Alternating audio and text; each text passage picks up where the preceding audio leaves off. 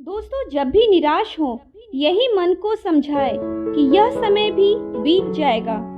जय श्री गणेश। दोस्तों, श्री कृष्ण भारतीय संस्कृति के ऐसे आधार हैं जिन्होंने दो अतिवादी बिंदुओं को साथ में लाने, जीने और संभाव से स्वीकार करने का दृष्टिकोण प्रतिपादित किया है।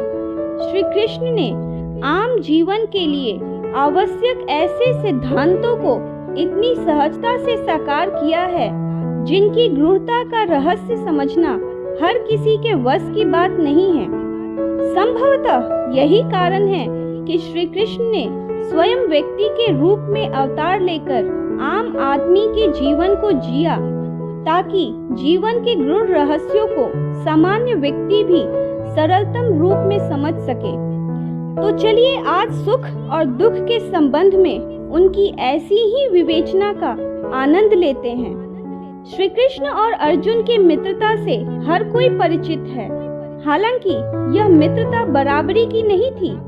अर्जुन सदैव ही श्री कृष्ण को अपना स्वामी, भगवान और पथ प्रदर्शक मानते थे और उनसे जीवन के हर अवसर पर मार्गदर्शन लेना नहीं भूलते थे। एक तरह से उन्होंने अपने जीवन की डोर श्री कृष्ण को सौंप दी थी।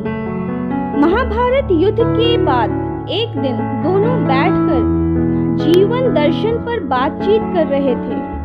ठीक उसी समय अर्जुन ने कहा, हे वासुदेव, संसार में हर कोई सुख की कामना करता है और जीवन भर उसकी प्राप्ति के लिए प्रयास भी करता है। फिर क्यों दुख जीवन में प्रवेश करता है? दुख रूपी भावना के निर्माण का अर्थ ही क्या है? क्यों इसकी सृष्टि की गई? यदि दुख होता ही नहीं तो जीवन कितना आसान हो जाता।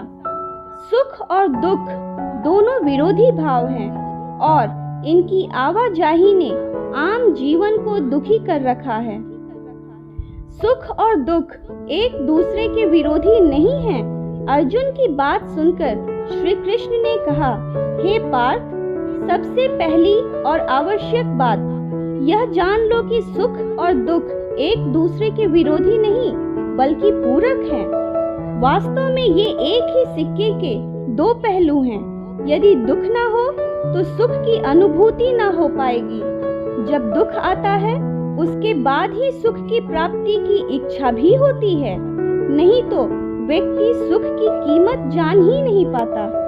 यह बात सुनकर अर्जुन ने कहा, हे कृष्ण, तब एक ऐसा वाक्य कहिए जिसे दुख में पढ़ा जाए तो मन सुख पाए और सुख में पढ़े तो मन नियंत्रित हो जाए। अर्थात यह बात सुख और दुख में समान रूप से प्रभावी हो। श्री कृष्ण ने मुस्कुराते हुए कहा, हे अर्जुन, समय का पहिया कभी एक जैसा नहीं रहता।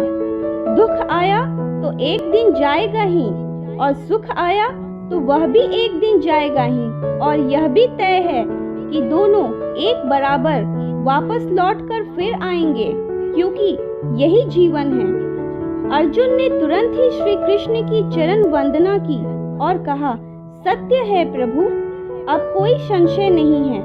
समय सबसे बलवान है। यही सत्य है दोस्तों, समय सबसे बलवान होता है। उसे अपनी गति से आना ही है और जाना भी है। उसके हर कदम के साथ कभी सुख तो कभी दुख को भी जीवन में आना है। दोस्तों, इन दोनों के आने से व्यक्ति को घबराना नहीं चाहिए, क्योंकि समय कभी एक जैसा नहीं रहता। तो दोस्तों, जब भी निराश हो यही मन को समझाए कि यह समय भी बीत जाएगा।